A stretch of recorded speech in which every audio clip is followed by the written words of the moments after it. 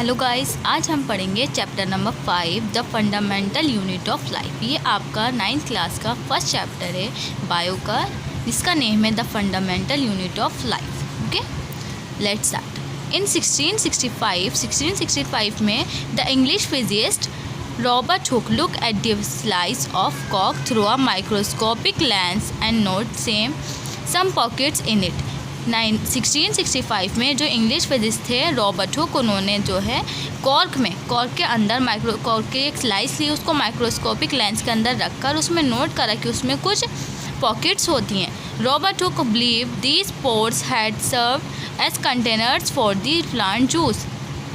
Hook जो थे Robert Hooke, उन्होंने सोचा, शायद उन्होंने बिलीव करा कि ये जो पोर्स हैं, ये जो पॉकेट लाइक शेप है, ये क्या है, कंटेनर है एक तरीके के, किसके, प्लांट जूस के। He call these pores as cell meaning little pores. इन्होंने क्या कहा इसे, इन्होंने उसको सेल नाम दिया, जिसका मीनिंग होता है लिटिल रूम, छोटा सा कमरा। Cell are very small structure, cell जो होती बहुत छोटे छोटे स्ट्रक्चर्स होते हैं, so can not be seen by naked eye, इसलिए वो हमें नॉर्मल आई से नहीं दिखते। Hence, the development of microscopes has been an important factor in our understanding the cell। इसलिए क्या होता है, जो माइक्रोस्कोप की डेवलपमेंट हुई, माइक्रोस्कोप जो बने हैं, उससे क्या हुआ, सेल की जो अंडरस्टैंड करने के लिए, समझने के लिए हमें और काफ़ी इम्पोर्टेंट रहा सेल माइक्रोस्कोप की डेवलपमेंट। एज पर modern knowledge we know that the cell are the basic unit of life. जो मॉडर्न नॉलेज है उससे हमें पता चलता है जो हमारी लाइफ की जो बेसिक यूनिट है वो क्या होती है, सेल होती है। It is the first structure in which life can exit. ये फर्स्ट स्ट्रक्चर है जब लाइफ जो हुई थी वो एग्जिट हुई थी। ओके, सेल क्या है, बेसिक यूनिट ऑफ लाइफ है हमारी। The basic structure and fundamental unit of life is the cell. Basic structure और फंडामेंटल यूनिट ऑफ लाइफ क्या है, cell. Cell is a Latin word. Cell कैसा वर्ड है, एक लैटिन वर्ड है, जिसका मीनिंग क्या है, अभी हमने आपको ऊपर भी बताया, अ लिटिल रूम, एक छोटा सा कमरा। All living organism are made up of cell. जितने भी लिविंग ऑर्गेनिज्म होते हैं वो किससे बने होते हैं, सेल और सेल से बने होते हैं, काफ़ी सारी कोशिकाओं से बने होते हैं। As a home is made up of brick. जिस तरीके से घर जो होता है ब्रिक से बना होता है, इसी तरीके से जो ऑर्गेनिज्म होते हैं वो किससे बने होते हैं, सेल से बने होते हैं। Different organism have different type of cell. जितने अलग अलग ऑर्गेनिज्म होते हैं, अलग अलग ऑर्गेनिज्म होते हैं, तो उनकी जो सेल्स होती हैं वो भी कैसी होती है, डिफरेंट होती हैं। Even all cells of an individual are not the same. यहाँ तक कि जो सेम टाइप की जो इंडिविजुअल्स होते हैं उनके भी सेल्स जो होती हैं वो सेम नहीं होती। Nevertheless all cells have same fundamental common features such as. कुछ कॉमन फंडामेंटल फीचर्स होते हैं, वो कौन कौन से, तो all cell have a definite boundary और सेल मेम्ब्रेन। जितने भी सेल्स होती हैं उसकी जो डिफिनाइट बाउंड्री होती है, जिसे सेल मेम्ब्रेन भी कहा जाता है। The structure of a cell membrane, जो स्ट्रक्चर होता है सेल मेम्ब्रेन का, is same as in all cell, वो सेम होता है सारी सेल्स में। All cell have genetic material. जितने भी सेल्स होती हैं उसमें जेनेटिक मटीरियल होता है, जिसे क्या कहा जाता है, यूजुअली डीएनए होता है और समटाइम आरएनए। ज़्यादातर क्या होता है, डीएनए होता है जितने भी सेल्स होती हैं उनमें जेनेटिक मटीरियल, और कुछ में आरएनए भी होता है। Various function such as synthetic of nucleic acid. क्या क्या फंक्शन होते हैं उनमें, जैसे कि सिंथेसिस होता है काय का, न्यूक्लिक एसिड का, जिसे रिप्लिकेशन कहा जाता है, एंड प्रोटीन का ट्रांसप्रेशन एंड ट्रांसलोकेशन होता है, occur exactly in similar manner, जो सभी में सिमिलर मैनर से होता है। Mechanism of energy production is the same in all cell. जो मैकेनिज्म होती है एनर्जी की प्रोडक्शन जो होता है, एनर्जी किस तरीके से प्रोड्यूस हो रही है, उसकी जो मैकेनिज्म होती है, उसकी जो क्रियाविधि होती है, वो सब सेल में सेम होती है। All cell transmit genetic information to its sensor cell. जितने भी ट्रांसमिट जेनेटिक इन्फॉर्मेशन होती है तो वो किससे मिलती है, उनको सेंसर सेल से मिलती है, सेंसर सेल से। Exchange of energy material and other basic metabolic process are also same.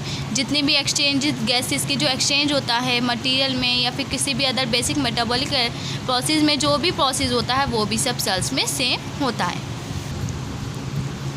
अब हम पढ़ेंगे सेल थ्योरी। सेल थ्योरी क्या होती है, at the beginning of the 19th century several discover were made. जो 19th सेंचुरी थी तब काफ़ी सारे डिस्कवरीज हुई, उनमें से क्या, these finally led the German botanist Matthias Jacob शिल्डर।